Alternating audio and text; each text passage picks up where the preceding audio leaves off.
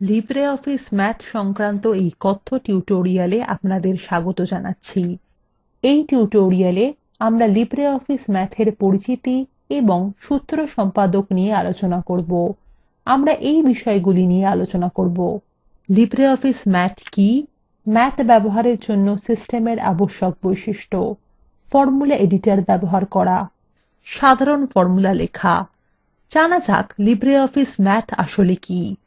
LibreOffice math হলো একটি software application যার দ্বারা গাণিতিক সূত্র তৈরি এবং সেটি এডিট বা সম্পাদন করা যায়। এটি লিব্রিঅফিস সংকলনের মধ্যে থাকে এবং তাই এটি ওপেন সোর্স, বিনামূল্য এবং কোনো বাধা ছাড়াই এটিকে বিতরণ করা যায়। ম্যাথ দ্বারা তৈরি করা সূত্র এবং সমীকরণগুলি এককভাবে থাকতে পারে অথবা লিব্রিঅফিস সংকলনের অন্য কোনো নথিতেও সেটিকে ব্যবহার করা যেতে পারে। সূত্রগুলি রাইটার বা ক্যালকের নথিতেও ঢোকানো যায়। সূত্রগুলির কিছু উদাহরণ হল ভগ্নাংশ, সমাকলন, সমীকরণ এবং ম্যাট্রিক্স। এখন জানা যাক ম্যাথ ব্যবহারের জন্য সিস্টেমের আবশ্যক বৈশিষ্ট্যগুলি কি কি। উইন্ডোজের জন্য মাইক্রোসফট উইন্ডোজ 2000, সার্ভিস প্যাক 4 বা উচ্চতর, এক্সপি, ভিস্তা বা উইন্ডোজ 7। পেন্টিয়ামের সাথে সামঞ্জস্যপূর্ণ পিসি, 256 এমবি র্যাম, 512 এমবি র্যাম বাঞ্ছনীয়। উবুন্টু লিনাক্সের জন্য লিনাক্স কার্নেল সংস্করণ 2.6.18 বা উচ্চতর, পেন্টিয়ামের সাথে সামঞ্জস্যপূর্ণ পিসি, 512 এমবি র্যাম বাঞ্ছনীয়।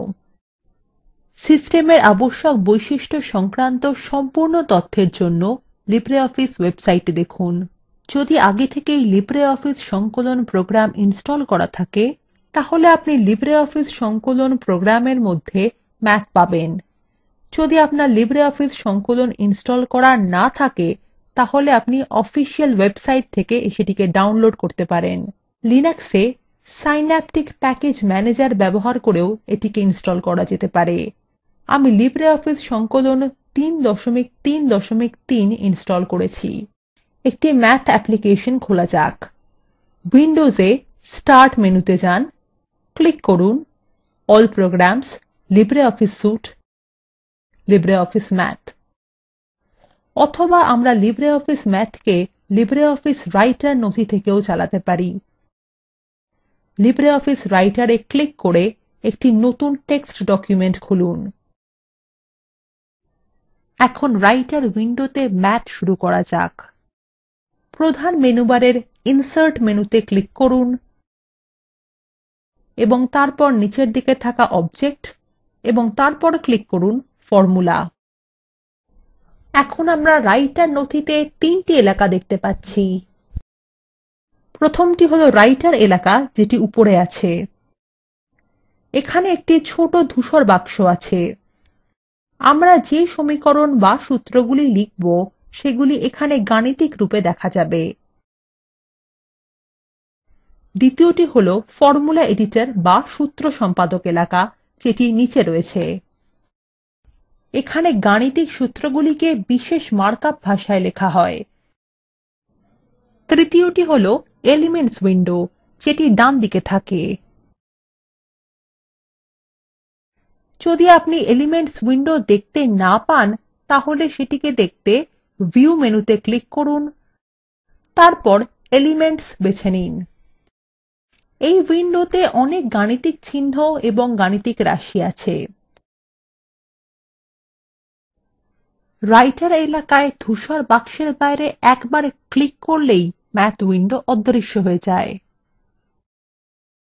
ধূসর বাক্সতে ডবল ক্লিক করে ম্যাথ ফর্মুলা এডিটর এবং এলিমেন্টস উইন্ডো ফিরিয়ে আনুন। এবার একটি সহজ গুণের সূত্র লেখা যাক। 4 গুণ চিহ্ন 3 সমান চিহ্ন 12। এই এলিমেন্টস উইন্ডোতে উপরে চিহ্নগুলির বিভাগ এবং নিচে চিহ্নগুলি রয়েছে। এটি দেখাচ্ছে ইউনারি বা বাইনারি অপারেটরস।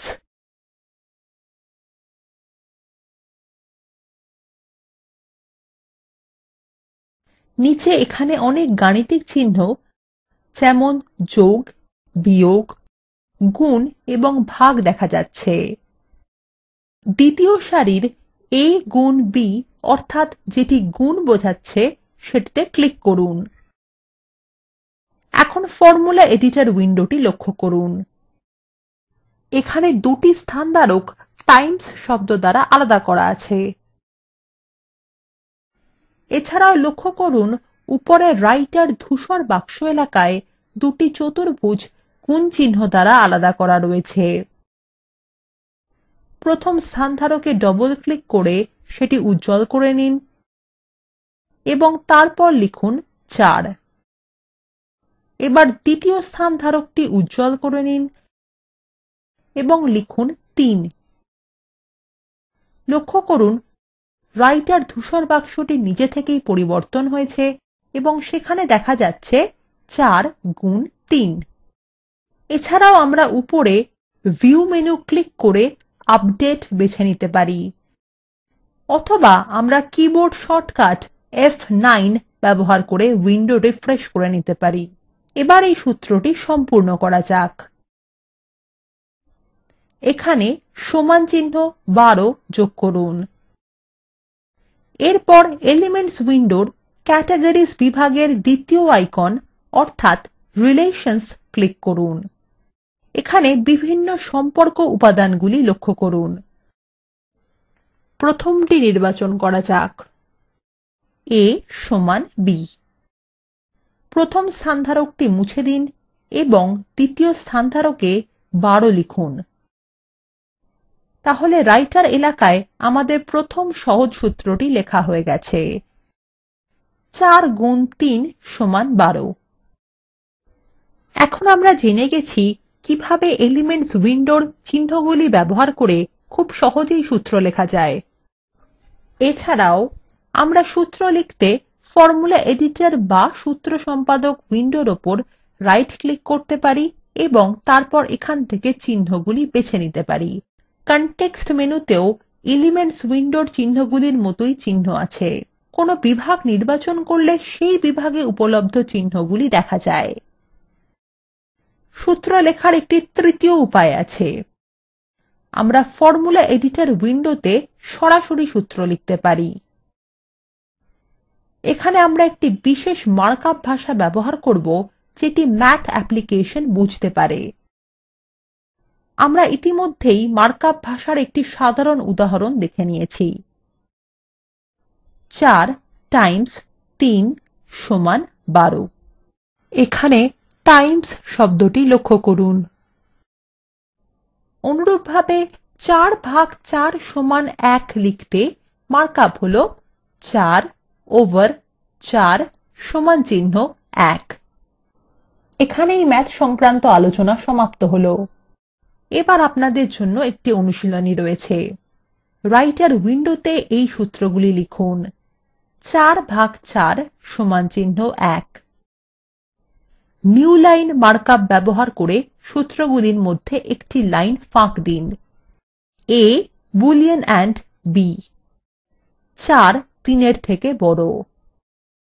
x y এর প্রায় সমান এবং 4 3 এর সমান নয়।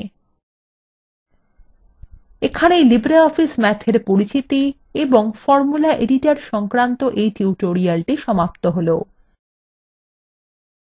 সারসংক্ষেপে আমরা শিখেছি লিব্রিঅফিস ম্যাথ কি, ম্যাথ ব্যবহার করার জন্য সিস্টেমের আবশ্যক বৈশিষ্ট্য, ফর্মুলা এডিটর ব্যবহার করা, একটি সাধারণ সূত্র লেখা। Spoken tutorial talk to a teacher প্রকল্পের অংশবিশেষ যা ভারত সরকারের আইসিটি এমএচআরডি এর ন্যাশনাল মিশন অন এডুকেশন দ্বারা সমর্থিত। এই প্রকল্প http:/spoken-tutorial.org দ্বারা পরিচালিত হয়। এই বিষয়ে বিস্তারিত তথ্য এই লিঙ্কে প্রাপ্তিসাধ্য। আমি অন্তরা এই টিউটোরিয়ালটি অনুবাদ এবং রেকর্ড করেছি। এই টিউটোরিয়ালে অংশগ্রহণ করার জন্য ধন্যবাদ। শুভবিদায়।